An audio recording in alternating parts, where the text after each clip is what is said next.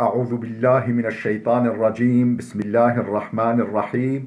Elhamdülillah ve salatu ve selamu ala Resulillah. Değerli arkadaşlar, Muhammed Ali Es-Sabuni'nin Et-Tefsirul Vadihul Muyesser adlı eserinden 27. cüz'ün 40. dersini yapmak üzere birlikteyiz. Geçen dersimizde Tefsiru Suratil Hadid, Hadid suresi tefsirini işliyorduk. 20. ayetin ortalarında kalmıştık. Ama o ikinci yarısını daha iyi anlayabilmemiz için başından yeniden meal vermemiz gerekir. Aynı bu şekilde yapıp ardından ayetin tefsirini arz edeceğiz. Buyuruyor ki ayetin baş tarafı İ'lemû ennemel hayâtud dünya la'ibun ve lehvun ve zînetun ve tefâhurun beynekum ve tekâthurun fil emvâli vel evlâd. Bilesiniz ki dünya hayatı bir oyundur, oyalanmadır, zinet yani süstür, bazı şeyleri yaldızlı görmek ve göstermektir. Ve tefahurun beynekum, aranızda böbürlenmektir, aranızda karşılıklı övünmedir. Ve tekâthurun fil emvali vel evlad, mal ve evlat çokluğu yarışına girmektir. Mal ve evlat çokluğu yarışına girmekten ibarettir. Yani dünya hayatı ahiret boyutundan bağımsız, ahiret boyutundan kopuk, seküler bir şekilde düşünüldüğü zaman, bu şekilde görüp yaklaşıldığı zaman dünya hayatı bundan ibarettir. Halbuki dünya hayatı aslında ahiretin tarlasıdır. Ahiretin çiftliği niteliğindedir.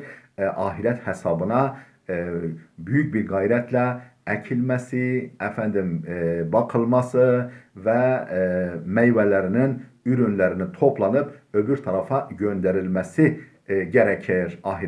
Dünya ahiretin tarlasıdır. Ama böyle düşünülmediği zaman, yani bizatihi dünya hayatı esas alındığı zaman işte bunlardan ibarettir.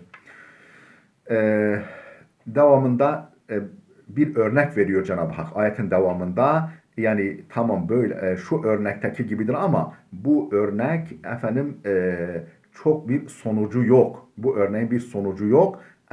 Ama dünya hayatının sonucu var. Sorumluluğu var.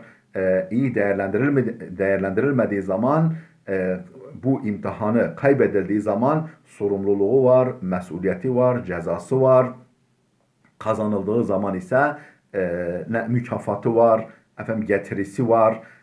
Şimdi vereceği örnek zaten Cenab-ı Hak hangi açılardan dünya hayatının buna benzediği farklı noktaları belirtiyor ayet-i kerimenin sonunda. Bu dünya hayatı bu yönüyle neye benzer? كَمَثَلِ غَيْثٍ أَعْجَبَ الْكُفَّارَ نَبَاتُهُ ثُمَّ يَهِيجُ فَتَرَاهُ مُصْفَرًّا ثُمَّ يَكُونُ حُطَامًا وَفِي الْآخِرَةِ عَذَابٌ شَدِيدٌ وَمَغْفِرَةٌ مِنَ اللّٰهِ وَرِضْوَانٌ وَمَا الْحَيَاةُ الدُّنْيَا إِلَّا مَتَاعُ الْغُرُورِ كَمَثَلِ غَيْثٍ, tıpkı bir yağmurun örneği gibi. Yani yağmur ve devamının etkisinin örneği gibi. Kemeseli gaysin, bir yağmurun örneği gibi ki a'cebel kuffara nebatuhu, onun sebebiyet verdiği, yeşermesine, bitmesine, boy atmasına, çiçeklenmesine, meyveye durmasına vesile olduğu bitkiler gibi bir yağmur ve onun sonucu olan bitkiler gibidir. A'cebel kuffara nebatuhu, o öyle bir yağmur ki sebebiyet verdiği, boy atmasına vesile olduğu bitkiler, yani yeşillikler, meyveler çiftçilerin hoşuna gider. Çiftçileri hayran bırakır. ثُمَّ يَهِيجُ, sonra kurur, فَتَرَاهُ مُصْفَرًّا, sonra kurur, فَتَرَاهُ مُصْفَرًّا, sararmış olduğunu görürsün. Yani kuruduktan sonra sararıyor, kuruyor. ثُمَّ يَكُونُ حُطَامًا, sonra çöp haline dönüşüyor, kırılıyor, çöp haline geliyor. Ve fil ahirete azabun şedid. Dünya hayatı işte ahiret boyutu düşünülmediği takdirde, imtihan yönü göz önünde bulundurulmadığı takdirde neye benzer? İşte bu yağmur ve sebebiyet verdiği başta güzel, alımlı, hoş, daha sonra sararıp solan, kuruyan, çöp haline dönüşen bir yani yağmurun vesile olduğu bir bitki alanını andırıyor.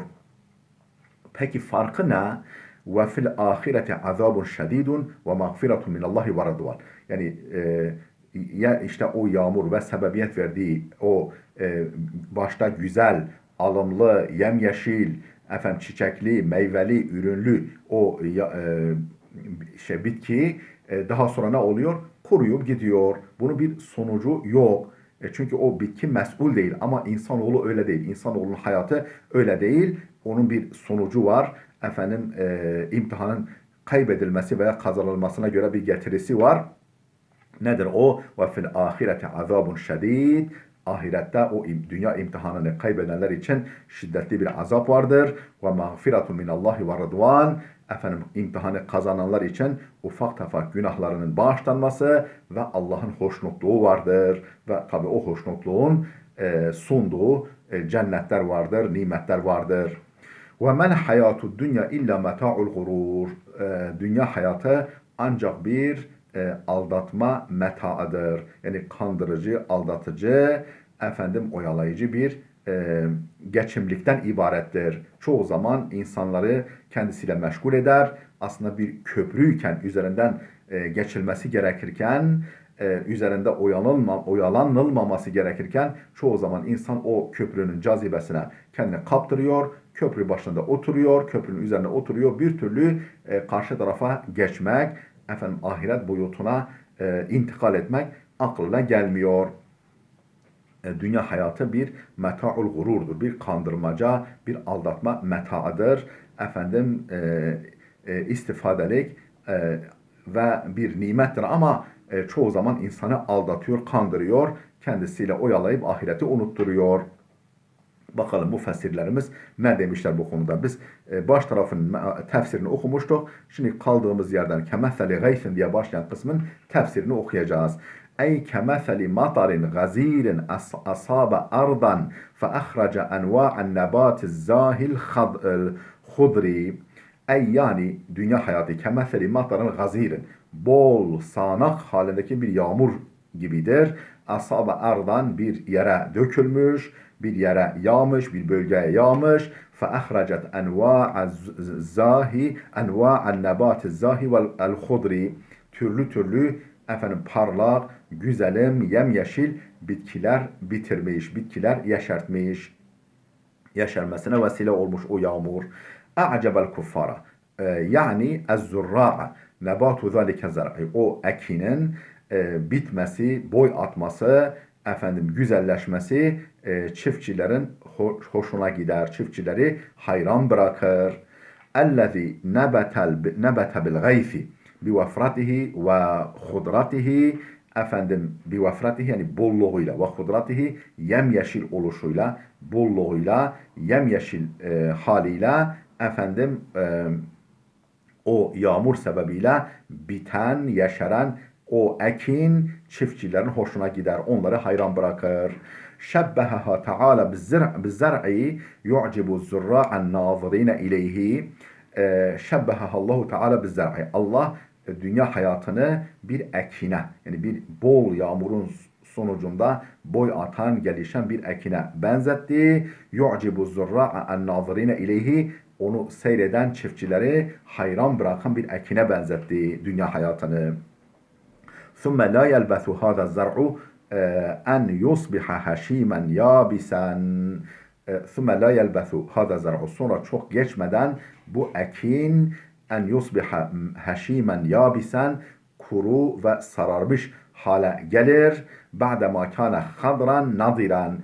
Yemyeşil ve göz alıcı parlak iken sararıp solup ondan sonra kupkuru hale gelir, dönüşür. Hakeza şe'nul hayatı dünya. İşte dünya hayatının durumu da aynen böyle.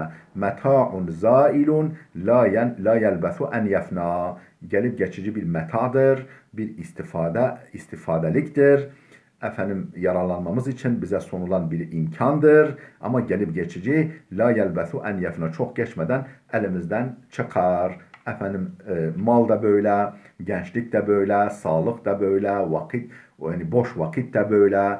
Efendim bütün bize sunulan bütün imkanlar böyle. Yani bir süreliğine elimize, istifademize sunulur imtihan için. Ondan sonra işte elimizden çıkar. Çok geçmeden zail olur gider. Kale İbn Kethir. İbn Kethir adlı büyük müfessir demiştir ki hakezel hayatu dünya. İşte dünya hayatı da aynen bu ekin, yağmur ve ekinin durumu gibidir. Tekunu evvelen şabbeten, yani insanoğlu dünya hayatında önce genç olur.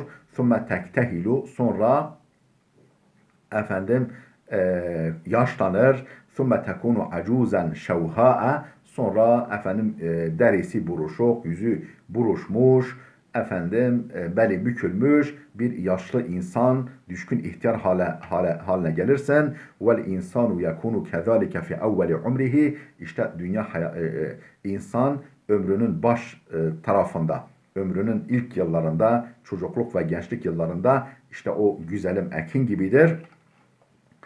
Ve unfuvani şebabihi, gençliğin başında, ömrünün ilk yıllarında, ve unfuvani şebabihi, gençliğin böyle zirve dönemlerinde, gaddan tariyen leyyinel a'tafi behiyel manzar, efendim gaddan tariyen, efendim genç, taze, leyyinel a'tafi, kıvrak, efendim organları, hareketleri kıvrak, efendim yani gayet elastiki bir şekilde hareket edebiliyor, esnek bir şekilde hareket edebiliyor. Behiyyel manzar, efendim adeta hani önceki şey selvi boylu deriz ya, selvi gibi böyle esnek, salınır vaziyette, güzelim biçimdedir. Behiyyel manzar, görünüşü, efendim manzarası, seyredilmesi gayet göz alıcı, gayet güzel, parlak. Sümme yekburu, sonra efendim yaşlanır. Feyusbihu şeyhen herimen, düşkün bir ihtiyar haline gelir. Daifel kuva, kuvveleri, efendim duyguları zayıflamış vaziyete döner. وَمَا هَذِهِ الْحَيَاتُ وَمَا هَذِهِ الدُّنْيَا اِلَّا مَتَاعٌ فَانٍ. İşte bu dünya hayatı da ancak gelip geçici bir metadır, bir istifadeliktir. Efendim bir istifade vesilesidir. Geçici bir süreliğine elimize istifade için verilmiş. يَغْتَرُّ بِهَا الْجَاهِلِ. Ama gel gör ki cahil insan buna aldanır. Dünya hayatın o efendim ilk dönemindeki o göz alıcı, güzelim şekline aldanır. Yahtaru bihal cahil ve hiye qaliletun haqiratun bin nisbeti ilel ahireti. Ahirete nispetle, ahiretle karşılaştırıldığı zaman dünya hayatı azdır ve son derece değersizdir. Son, yani nihai derecede kıymetsizdir. Efendim tıpkı ne gibi değerli dostlar? Yani hemencecik parlayıp sönen bir şimşeğin devamlı yanan bir güneşe nispeti gibidir. Devamlı yanan bir güneş nerede? Onun sunduğu güzellik, imkan nerede? Efendim hemencecik parlayıp sönen bir şimşek nerede? Dünya hayatı ahiret hayatına nispetle onunla karşılaştırıldığı zaman bir şimşeğin, bir güneşin karşısındaki efendim gelip geçiciliği kadar az ve kıymetsiz kalır. Bu şekilde dünya hayatının ahiretle olan nispetini karşılaştırmasını sunduktan sonra Cenab-ı Hak buyuruyor ki, peki çıkış yolu ne? Sabiqu ila mağfiretin min rabbikum ve cennetin arduha ke ardis semai vel ardi uiddet lillezine amenu billahi ve rusulih. Şu halde sabiqu ila mağfiretin min rabbikum, Rabbinizden bir bağışlamaya, Rabbinizin bir mağfiretine doğru birbirinizle yarışın. Şu dünya hayatı sizin için bir geçici imkandır. O imkanı efendim elden geldiğince var gücünüzle efendim ne kadar yani hızlı davranırsanız o kadar iyi bir şekilde efendim Allah'ın bağışlamasını, affını elde etmek için kullanın. Bu konuda adeta birbirinizle yarışın. Rabbinizden gelecek bir mağfiret için, bir bağışlama için acele edin, birbirinize yarışın. Daha ve cennetin arduha ke ardis semai vel ard. Efendim göklerin ve yerin genişliği kadar, eni, boyu değil, eni göklerin ve yerin genişliği kadar bir olan bir, yani engin, uçsuz bucaksız bir cenneti elde etmek için, elde etmeye doğru birbirinizle yarışın. Bu konuda acele edin. O cennet ki uiddetelezine amenu billahi ve rusulihi, Allah'a ve elçilerine iman eden mümin kulları için Allah hazırlanmış, Allah'ın hazırlamış olduğu, hazırlanmış olan böyle bir cenneti elde etmek için birbirinizle yarışın, elinizi çabuk tutun. Ey sari'u eyyühen nasu bil a'malis salihati. Ey, yani tefsirini okuyoruz. Ey, yani sari'u, acele edin, birbirinizle yarışın. Eyyühen nas, ey insanlar. Ne ile birbirinize yarışın? Bil a'malis salihati. Yararlı işler yapmak suretiyle, yararlı işlerle birbirinizle yarışın. Acele edin. Elleti tukarribukum min rabbikum. Efendim, sizi Rabbinize yakınlaştıracak, manen yakınlaştıracak, onun yakınlığını, hoşnutluğunu, bağışlamasını celbedecek yararlı işlerle birbirinizle yarışın. Ve ta'biru bil affi sabiku, tırnak içinde sabiku, yani yarışınız, yani elinizi çabuk tutunuz, acele ediniz ifadesi keennehum fi meydanı sibakin, fi meydanı sibakın, sanki insanlar bir musabaka meydanında imiş gibi gösterilmişler. Yani sanki insanlar bir yarış meydanındalar, bir yarış alanındalar. Yetesabeku fihil fursanu ila hedefin muayyenin, o yarış meydanında atlılar, yani at yarışları yapılıyor ya, atlılar bir muayyen belirlenmiş hedefe doğru hızla koşarlar. Yani böyle bir dünya hayatı bir musabaka meydanı, bir yarış meydanı olarak tasvir edilmiş. İnsanlar da o yarış meydanında hedefe doğru koşmaları gereken atlılar, o dünya hayatının imkanları da o atlar misali, biz işte sırtına binmişiz, Allah onları emrimize vermiş, elimizin altına sunmuş, biz de onları kullanarak hızla Cenab-ı Hakk'ın mağfiretine ve engin bir cenneti kazanmaya doğru koşmalıyız. O sabiku ifadesi bu sahneyi canlandırıyor. Ey sari'u ila cennetin vasi'atin fesihatin. Ey, yani sari'u, yarışınız birbirinizle, ila cennetin vasi'atin fesihatin, geniş ve engin. Fesih, engin demek. Vasih, geniş demek. Geniş ve engin bir cennete doğru koşun. Arduha ke ardı semavat vel ard. Genişliği göklerin ve yerin eni kadar. Göklerin ve yerin eni, daha doğrusu eni, göklerin ve yerin genişliği kadar. Ve temsilu huna litakribi ilel efhan. Buradaki benzetme meseleyi, yani cennetin genişliğini aklımıza yakınlaştırmak içindir. Yoksa yani kıyas kabul etmez. Yani cennetin genişliği böyle göklerle yerlerle mukayeseye gelmez aslında. Ama anlayalım diye bizim için en geniş alan nedir? Yerle göğün arasıdır. Yani yerin genişliği göğün genişliği de enginliğidir. Şimdi cennetin eni bu kadarsa artık varın boyunu siz düşünün. Bu temsil ve temsilu huna li takribi ilel efhan. Ve illa değilse, yani bu sadece zihinlere yaklaştırmak içindir mesela, amaç yoksa fel cennetu a'zamu ve ekberu mimma yetasavvaruhul hayal. Ve illa, yani değilse fel cennetu, cennet, a'zamu, çok daha büyüktür, ve ekberu, çok daha muazzam, çok daha büyüktür, mimma yetasavvaruhul hayal, hayalin bile tasavvur edebileceği, düşünebileceği şeyden, hani durumdan çok daha büyük, çok daha muazzamdır. Ve lihâzâ lem yakul arduha semavat vel ard. Bunun için işte daha doğrusu eni gök ve yer kadardır demedi. Gök ve yer kadardır demedi. Yani eni gök ve yer kadardır. Ve innema kâle ke'ardi. Yani onun gibidir dedi. Yani onun kadar da demedi, onun gibi dedi. Ala veçhi teşbih ve temsil. Bunun da bir teşbih ve temsil, bir benzetme olduğuna işaret etti. Vakat varada fi sahih Müslim. Nitekim İmam Müslim'in As-Sahih adlı eserinde şöyle bir hadis, şöyle bir rivayet yer almış. İnne akalle ehlil cenneti menzileten yevmel kıyameti. Kıyamet gününde derecesi en düşük olan bir kimse, derecesi en düşük olan, derecesi, mertebesi en düşük olan bir kimse, men lehu kadru dünya ve aşratu emsaliha. Cennetten ona ne kadar verilir?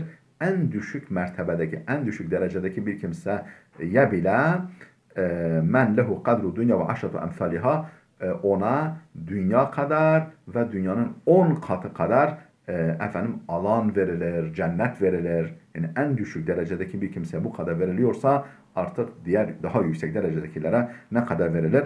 Varın siz düşünün. Ve hâzihil cennetu heyyâehallâhu li'ibâdihil mu'minînel muttaqîn. İşte bu cenneti Allah Celle Celaluhu takva sahibi mümin kulları için hazırlamıştır. Ellezîne âmenû billahi ve bi cemî'i rusulihi. O mümin kulları ki Allah'a ve Allah'ın bütün elçilerine iman etmişler. ذَٰلِكَ فَضْلُ اللّٰهِ يُؤْتِيهِ مَنْ يَشَاءُ وَاللّٰهُ ذُو الْفَضْلِ الْعَظِيمِ. ذَٰلِكَ فَضْلُ İşte bu Allah'ın lütfu keremidir. يُؤْتِيهِ مَنْ يَشَاءُ Dilediğine nasip eder, dilediğine verir. وَاللّٰهُ ذُو الْفَضْلِ الْعَظِيمِ Allah büyük fazl-ı kerem sahibidir. Allah çok büyük bir fazl-ı kerem sahibidir. Lütfu kerem sahibidir. Ey zâlike huve atâullâhil azîmu. Yani bu belirtilenler Allah'ın büyük atası, ihsanıdır. Ve fadluhul kebirul cesim. Allah'ın o mücessem, o muazzam, büyük fazl-ı keremidir. Yu'tihi limen yeşâ'u. Dilediği kimseye verir. Ve yetefaddalu bihi ala men yeşâ'u min ibadihi. An men yeşâ'u min ibadihi. Ve yetefaddalu bihi. Burada an demiş ama ala olması lazım değerli dostlar. An gitmiyor burada. Ve yetefaddalu bihi ala men yeşâ'u min ibadihi. Kullarından dilediği kimseye lütfeder, fazl-ı kerem olarak sunar. Min gayri icabin aleyhi. Yani bir sorumluluğu, bir mecburiyeti olmadığı halde. Allah'ın böyle bir mecburiyeti yok. Zaten yaptığımız bütün ibadetler, bütün hayır, hasenat hepsi toplansa bize verilen bir organımızın karşılığı, ücreti olamaz. Yani bütün dünya bizim olsa hepsini harcasak gözümüzün fiyatı olamaz, beynimizin fiyatı olamaz, elimizin, midemizin, ayağımızın bedeli, fiyatı, ücreti olamaz. Dolayısıyla Allah lütfu kereminden bunu kullarına nasip eder. Yani bir şart istemiş, bir şartı yerine getirilmesi istemiş. O da nedir? İmandır, salih ameldir. Bunu yerine getirdikten sonra Allah bunları lütfeder. Min gayri icabın aleyhi, yani bir zorunluluğu, bir mecburiyeti olmaksızın Allah'ın. Ve huve subhanehu zul fadli vel in'am. Allah Celle Celaluhu fazl, kerem, lütuf ve ihsan, in'am, ihsan sahibidir. Ma ashabe min musibetin fil ardi ve la fi enfusikum illa fi kitabin min qabli en nebra'aha inne zâlike alallahi yesir. Ma ashabe min musibetin. İnsanın başına hiçbir musibet gelmez ki, yani en ufak bir sıkıntı bile insanın başına gelirse, yani ma ashabe min musibetin fil ardi, yeryüzünde herhangi bir musibet, herhangi bir kimsenin başına gelse, fil ardi ve la fi enfusikum, yani ne yeryüzünde ne de kendi bedenimiz, kendi bünyemiz içerisinde herhangi bir musibet gelmez ki, hani mesela ki sel felaketi geldi, volkan patladı, deprem oldu, ondan sonra işte gök taşı düştü mesela, veyahut da salgın hastalıklar oldu, başımıza bir hastalık, musibet geldi, yani gerek yeryüzünde olsun, gerek bedenlerimizde olsun, herhangi bir musibet gelse, illa fi kitabın min qabli en nebra'aha, biz o musibeti henüz yaratmadan, buyuruyor Allah, biz onu henüz yaratmadan, o mutlaka bir kitapta kayıtlıdır, bir defterde kayıtlıdır, o bir kaydı vardır, önceden yazılmış, bu falan başına falan şey gelecek diye önceden kayıtlıdır hepsi. İnne zâlike alallahi yesir. Hiç kuşkusuz bu Allah'a son derece kolaydır. Allah'a son derece kolaydır. Hani bazıları derler ki kader haşa yok. işte kaderin bir delili, yani yeryüzünde olsun, insanın vücudunda olsun, efendim hangi alanda olursa olsun herhangi bir musibet gelirse o daha meydana gelmeden önce o mutlaka bir defterde kayıtlıdır. Allah onu yazmıştır. Efendim bir imtihan gereği o insanın başına gelmektedir. Ey ma tahdusu musibetun fil ardı. Yani yeryüzünde bir musibet meydana gelmez ki ve la fil beşeri, beşerin yani insanoğlunun başına da bir musibet gelmez ki min kahtin, bu ister kıtlık olsun, ve zilzalin deprem olsun, ve maradın hastalık olsun, ve kerbin sıkıntı olsun, ve belain bir bela olsun, herhangi bir musibet gelmez ki gerek yeryüzünde gerek insanın başına illa ve hiye mektubetun musbetetun fi ilmillahi teala. O mutlaka yazılıdır, kayıtlıdır, Allah'ın ilmiyetinde mevcuttur. Min qabli en nahlukal halqa. Allah buyuruyor ki biz mahlukatı yaratmadan önce o musibet bizde kayıtlıdır. Ve nunşi'a el beriyete, mahlukatı beriye, o da mahlukat demek, varlıkları inşa etmeden, vücuda getirmeden önce ve hiye musecceletun fil levhil mahfuz, o musibet levh-i mahfuzda tescillidir, kayıtlıdır. Ve isbatu zalika ala kesretihi sehlun yesirun alallah. Bütün bu musibet, olup biten, olumlu, olumsuz her şeyin efendim kaydedilmesi, yazılmış olması çokluğuna rağmen bu kadar çok musibet, bu kadar çok hastalık, felaket, efendim bu kadar çok olumlu, olumsuz gelişmeler bu kadar çok olmasına rağmen bunun kaydedilmiş olması önceden sehlun yesirun alallahi. Allah'a son derece kolaydır, asandır, basittir. Peki niye önceden kaydedilmiş ve bu bize bildiriliyor? لِكَيْ لَا تَأْسَوْا عَلَى مَا فَاتَكُمْ وَلَا تَفْرَحُوا بِمَا آتَاكُمْ وَاللّٰهُ لَا يُحِبُّ كُلَّ مُخْتَالٍ فَخُورٍ لِكَيْ لَا تَأْسَوْا عَلَى مَا فَاتَكُمْ. Ta ki elinizden çıkan, yani elinizden çıkan imkanlardan dolayı, kaybettiğiniz imkanlardan dolayı bedbinliğe, pesimistliğe, ümitsizliğe kapılmayasınız diye. Yani aşırı derecede üzülmeyesiniz diye. Kendinizi yiyip bitirmeyesiniz diye. Allah verdi, biliyordu, verdi, aldı. Efendim o imkanlar da O'nundur, biz de O'nunuz. İnna lillah ve inna ileyhi raciun diyesiniz diye. لِكَيْ لَا تَأْسَوْا عَلَى مَا فَاتَكُمْ. Ta ki elinizden çıkana aşırı derecede üzülmeyesiniz, bedbinliğe düşmeyesiniz, kendinizi yiyip bitirmeyesiniz. Ve la tefrahu bima atakum. Size verdiklerinden dolayı da şımarmayasınız diye. Ben yaptım, ben aldım, ben kazandım demeyesiniz diye. Bu Allah yazmıştı. Allah'ın lütfu keremiyle elime geçtiği bir imtihandır. Onu iyi değerlendirmeme bağlıdır. Efendim kazançlı olmam veya kayıpta olmam onu iyi değerlendirmeme bağlıdır diye düşünesiniz diye. Vallahu la yuhibbu kulle muhtalin fakhur. Allah efendim kibirli ve övünen, hiçbir kibirliyi ve hiçbir övüneni sevmez. Efendim kibirli, ondan sonra şımarık, kibirli, böbürlenen ve övünen hiçbir kimseyi Allah sevmez. Yani Allah imtihan gereği efendim sağlık verdi, boy verdi, post verdi, evlat verdi, maddi imkan verdi, nimetler verdi. O bununla böbürleniyor, kibirleniyor, hava atıyor. Allah böyle olan hiçbir kimseyi sevmez. Yani bütün nimetler, imkanlar Allah'ındır. Allah vergisidir. Bu önceden kayıtlıdır, bilinmektedir. Allah'ın ilmiyetinde mevcuttur diye düşünürse efendim ne dünya hayatından kazandığıyla mesrur olur. Yani aşırı derecede sevince kapılır. Ne de kaybettiğinden mahzun olur. Ne de kaybettiğinden aşırı derecede üzülür. Yani dengeyi her zaman muhafaza eder, korur. Ey ahbernâkum bizâlike. Yani biz bu durumu size haber verdik. Key la tahzenu ala ma fatakum min naimid dünya.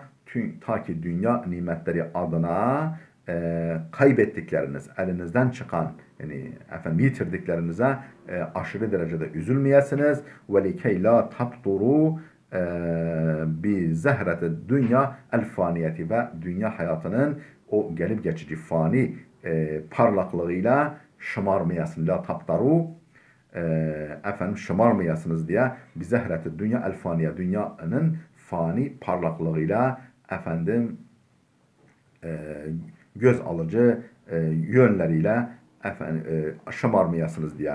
Vallahu Teala la yuhibbu kulle mutekebbirin. Allah hiçbir mutekebbiri, hiçbir kibirliyi, kendini beğenmişi sevmez. Yefharu alen nasi bima a'tahu Allahu min malin ev cahin. Allah'ın kendisine lütfettiği, imtihan gereği, imtihan vesilesi olarak lütfettiği mal ve makamdan dolayı insanlara karşı iftihar eden, övünen hiç kimseyi sevmez.